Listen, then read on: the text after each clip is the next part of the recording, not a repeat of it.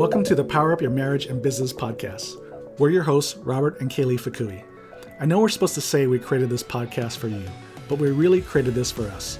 Because one of the power struggles we witnessed growing up and now dealing with in the present is balancing the needs of the business with priorities of marriage. Does this sound familiar? As children of entrepreneurs, we're often on the receiving end of that struggle. Parents worked so hard to provide that they did not have time for us. We realized it wasn't their fault. They did only what they knew. But not wanting to repeat the past, we've been intentional about building a business that we run as opposed to it running us.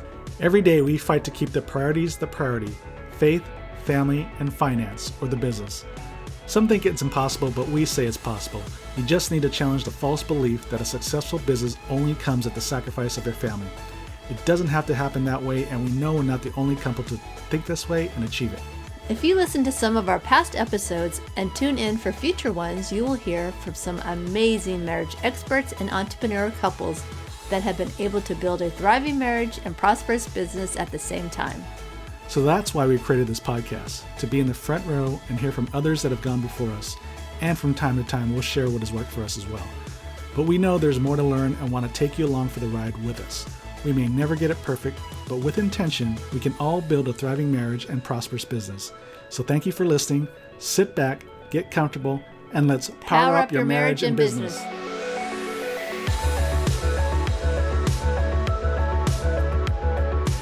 Hey, power couples, and welcome to another great, exciting episode. Welcome, Power Couple fam. We're so glad that you're with us today. So we got a great topic today. It's called, or titled, Why Time Management Doesn't Work to Create Greater Work-Life Balance. It really doesn't work? Well, we'll get into that. Okay, this will be fun. And the reason we've kind of tackled this topic in more of an indirect way, I guess. I mean, anyways, we tackle this kind of an indirect way, but we got this question, just one of the interviews we had recently. They asked us, well, you must be good in time management. So tell us how, give us some tips on time management. And we answered it, but reflecting back, I don't think we gave the best direct answer.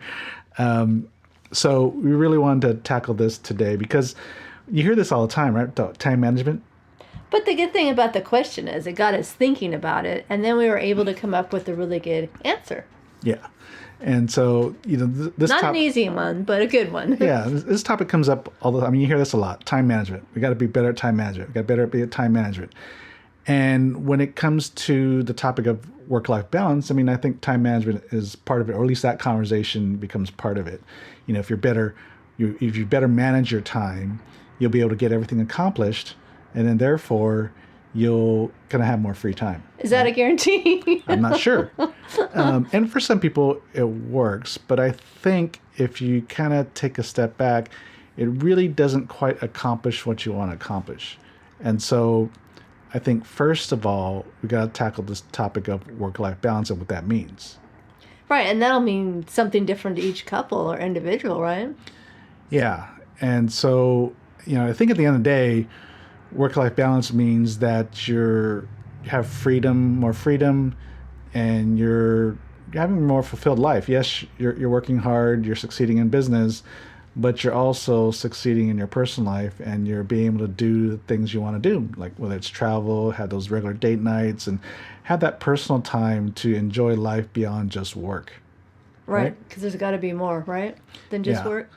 So I think let's start with kind of the crux of the issue. When it comes to work-life balance, I think it becomes harder and harder to maintain that balance as we get older because we take on more and more responsibility. Yeah, right? I've noticed that as well, too. So think about this. When we're kids, we're just having fun. Yeah, we just want to play. We just want to go outside and play. Yeah, sure, we'll go to school, but that's 6 hours a day, roughly, give or take.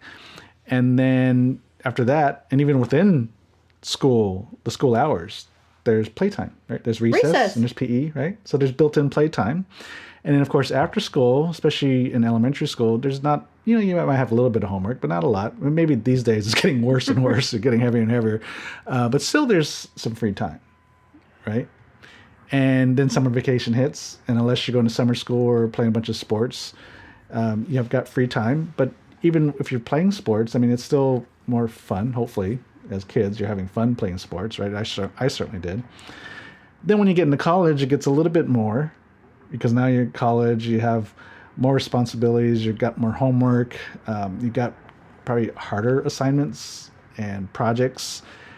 You might be working like I did, like both of us. Both of us worked full time as well as going to school. So now your plate is becoming more full with less fun time. And then you graduate and start in your career. And I remember my first job with Coca-Cola, I mean, I worked 12 hours a day. And so definitely between Monday and Friday, you're working, and then you go home and you sleep, and maybe you might have a little bit of free time, and then you go to sleep and you get up and do it over again. Then you have the weekends. And then as was business owners, the line starts to blur between work and home, because as business owners, sometimes you just never shut it off. Well, especially for us, because we work from home, so it's really easy to be tempted to do that one more email, check something else. Yeah, and then you're like me, being asked to be on boards, or you're doing volunteer work, whether it's at church or in a community. And then, of course, if you have kids, you've got take care of them, right? Mm-hmm. I guess she'll take care of the kids. Yeah, I think so. Someone's got to take care of the kids. Make sure they stay alive. And of course, the kids have sports and band and all this other stuff that you're probably schlepping them to back and forth. And so as you get older, right, we just take on, there's more and more responsibilities, and those free time, those moments of free times and pleasure becomes less and less. Well, and I think we just take things on. We don't want to say no. We want to be liked by everybody. We want to be thought of as, oh my gosh, she's Wonder Woman, or he can do it all. Yeah. And so we do all these things that we don't necessarily want to do or are good at. Yeah. So then our responsibilities grow, but the amount of time we have does not, right? There's only 24/7. Right. 24 hours a day, 7 days a week. Everybody has the same We all amount. have the same amount of time in life, right? So as our responsibilities grow and the more we take on, well, our time margin starts to shrink. Mm-hmm. And because it is, it is a finite. Time is a finite thing. It's a finite commodity. And so hence, now we talk about time management and how do we get everything accomplished on our to-do list is what time management's all about. It really infers how do we become more efficient with our time so you get everything done? Because usually we don't tend to get everything, we aren't able to get everything done. Well, I don't know if we'll ever get everything done. Or not even done well. Yeah. Well, that's another story. So I think that gets into the next part of the conversation. I think time management is inferring trying to get everything accomplished on our to-do list in a very, reasonable amount of time. And it infers at the same time that you should be doing everything on the to-do list as you were alluding to. Right? Yes. So I think that's where we got to start there. It's not really time management issue. I think we got to determine, in order to achieve greater work-life balance, it's not about trying to accomplish everything on our to-do list, but it's really determining what you should do.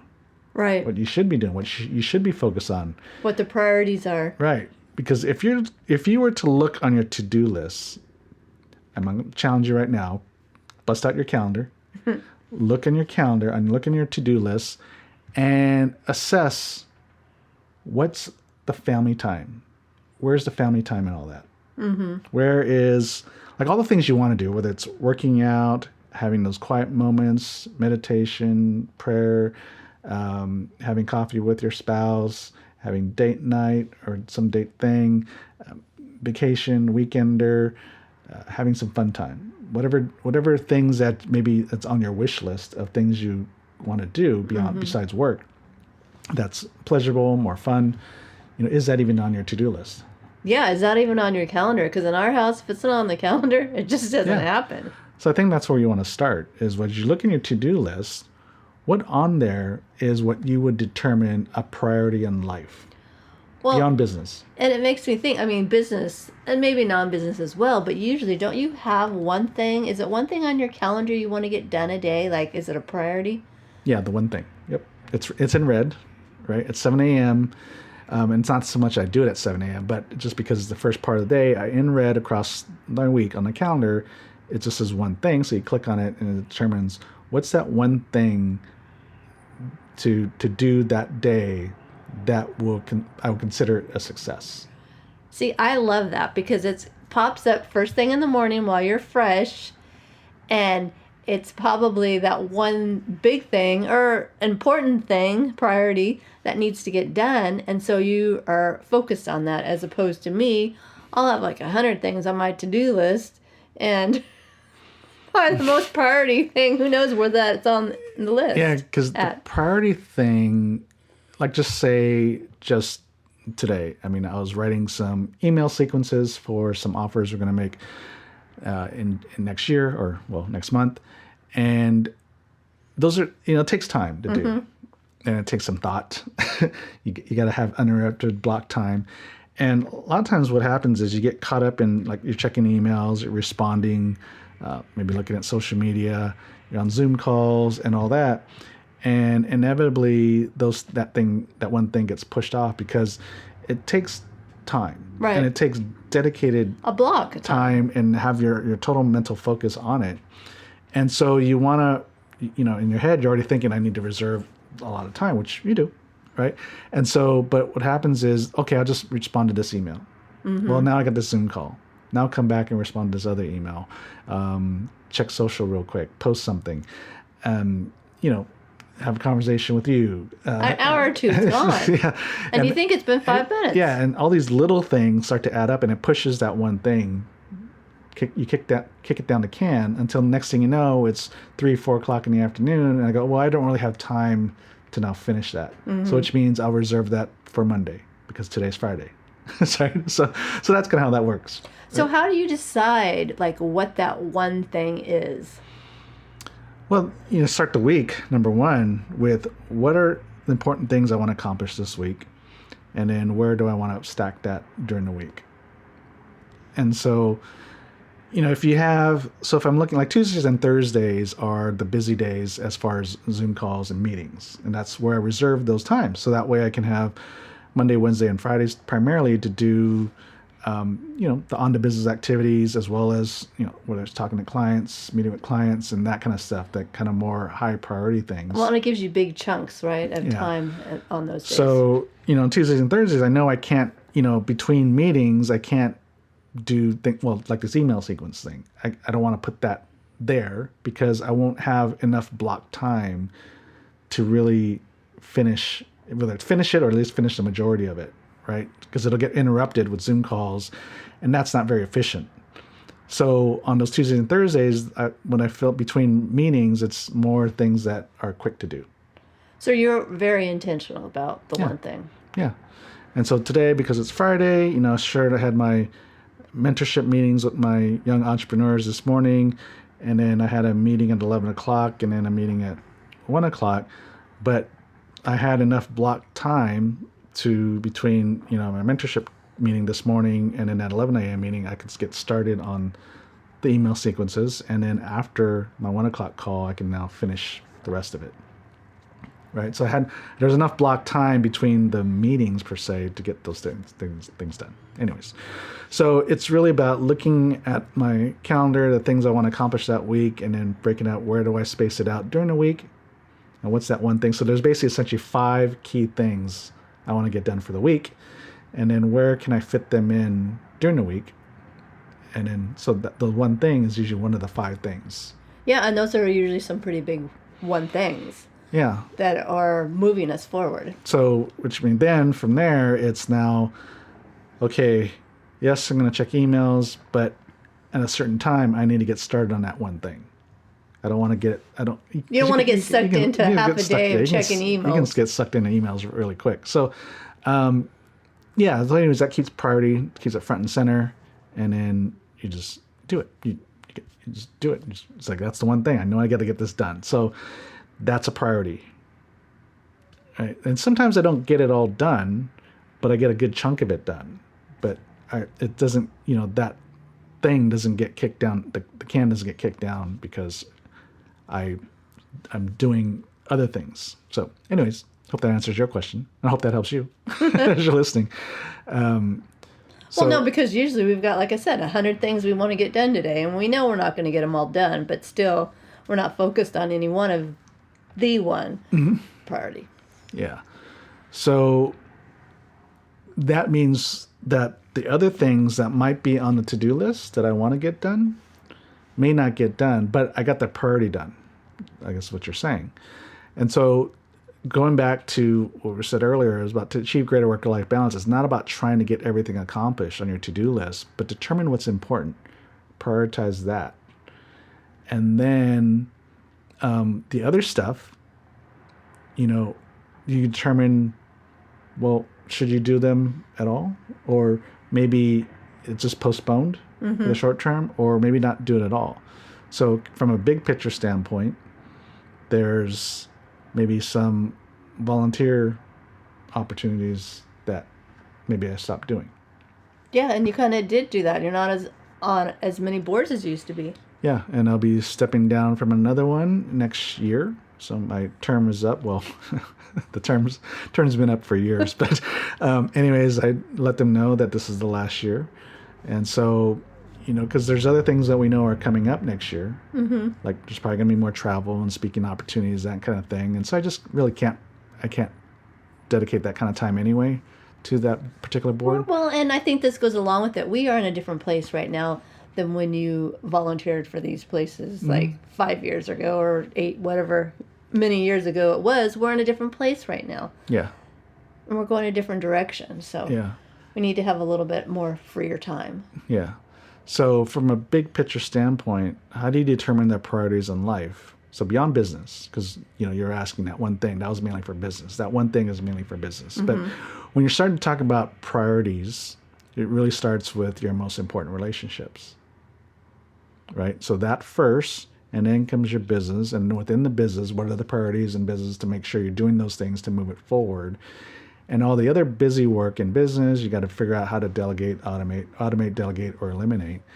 And then the life stuff, after your top priorities, which should really revolve around your most important relationships, right? Like for us, it'd be us, yes, you and me, are taking care of our personal health and all that, mental, emotional, physical, as well as our relational health.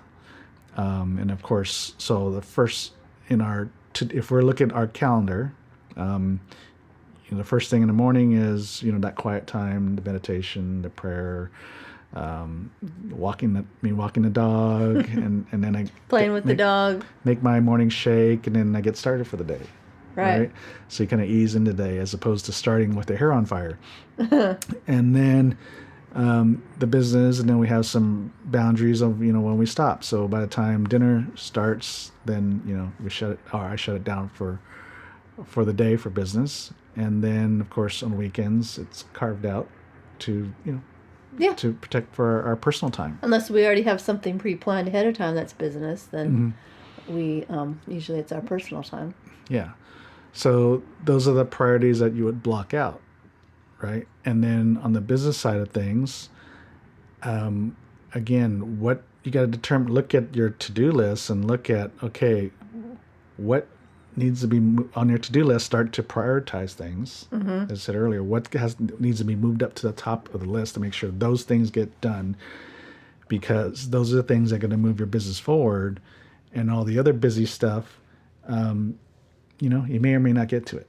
Well, and a lot of times those things, the priorities, are things that only you can do. Yeah, for the business. You're best equipped to do in the business, yeah. And so you're holding everybody back if you're not able to move things forward. Mm-hmm. And so, those other non-priority items, it becomes a little bit easier to let those go once you have done the priorities. Right. Right, in the business. So, as we're, because again, going back to time management, we feel we need to try and get everything done, as opposed to stacking it based on priorities.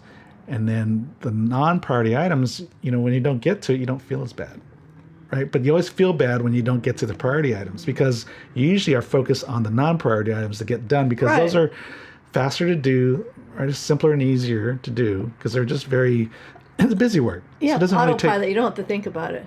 Yeah, and like say just answering an email or dealing with a customer issue, that, well, you got to deal with those, right? And so you deal with those right away.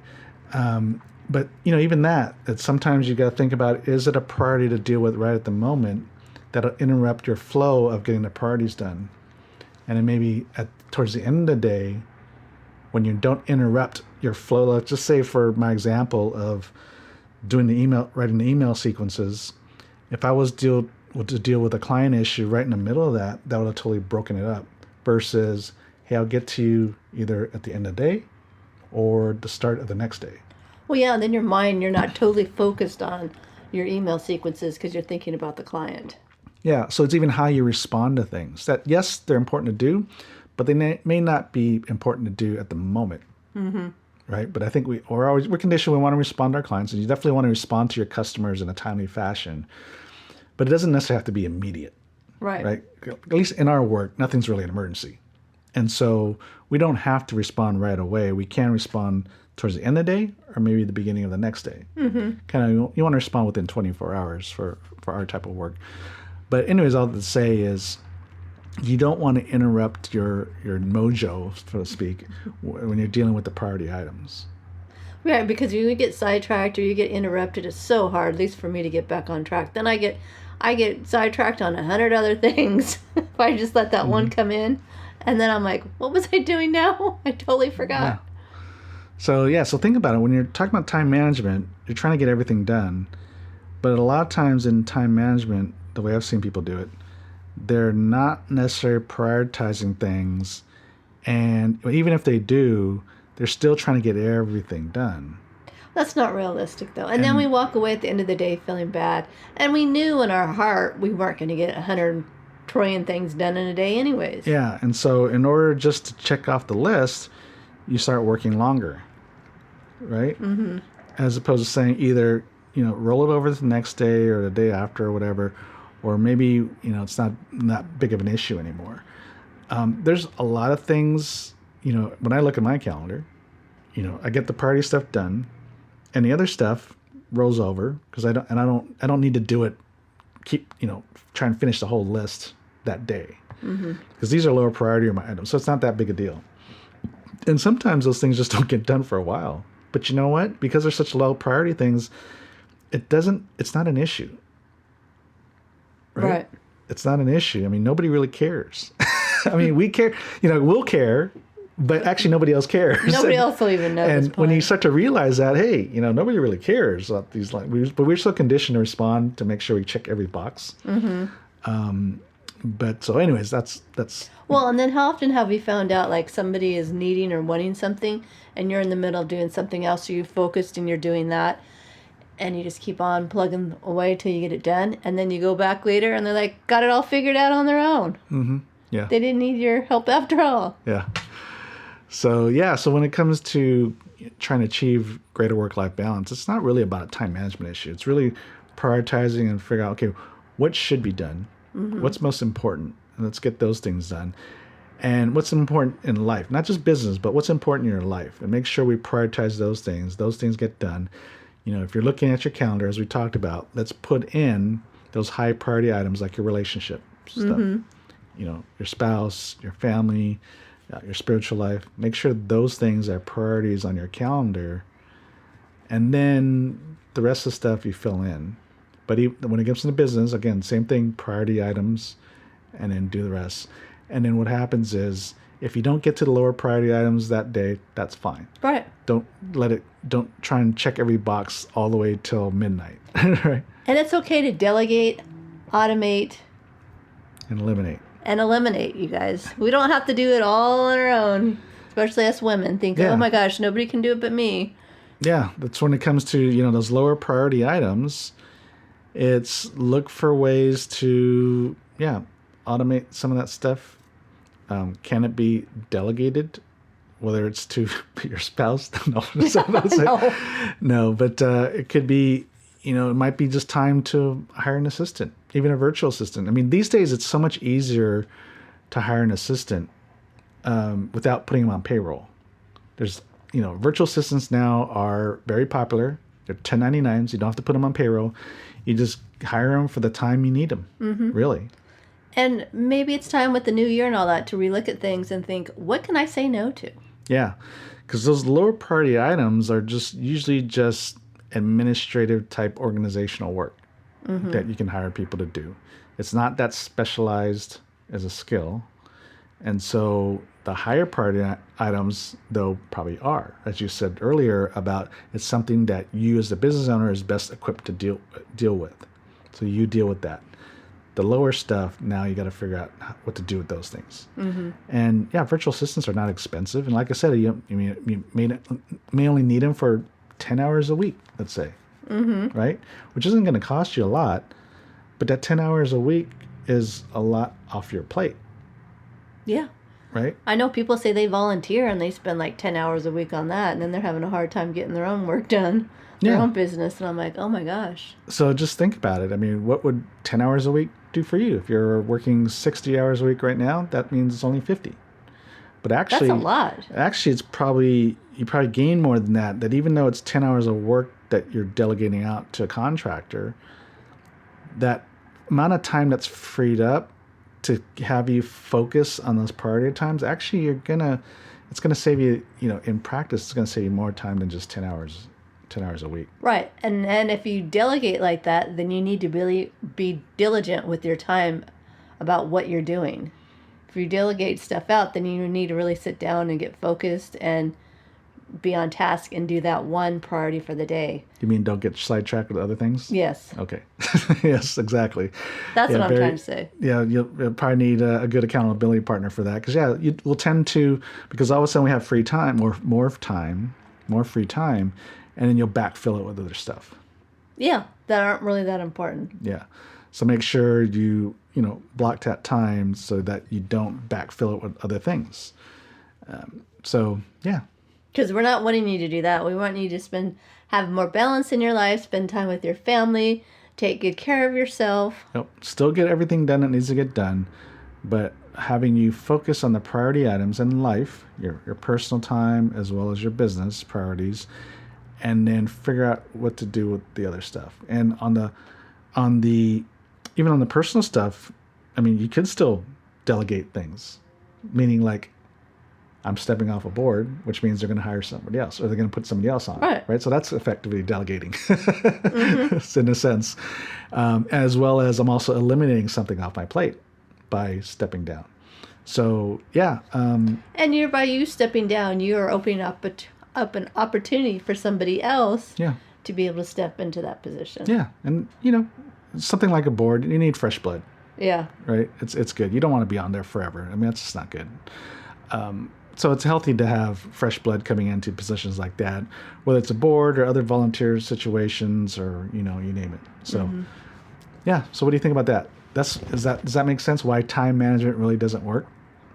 But it's really about what you prioritize, what you say yes to and what you say no to, that you don't need to try and accomplish everything, but it's about what you should be focused on. So it means you need to be really intentional about where you spend your time and what you're doing. Yeah, exactly.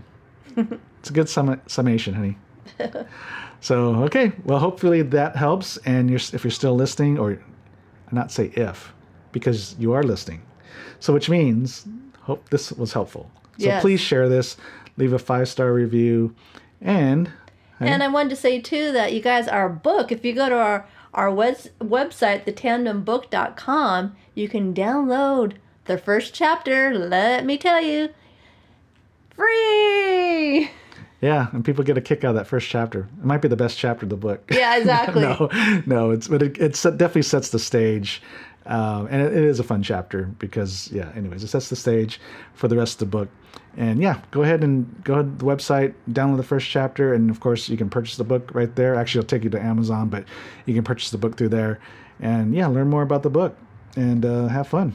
Yeah, so thank you guys for spending this time with us. We really enjoyed having you. Appreciate you all.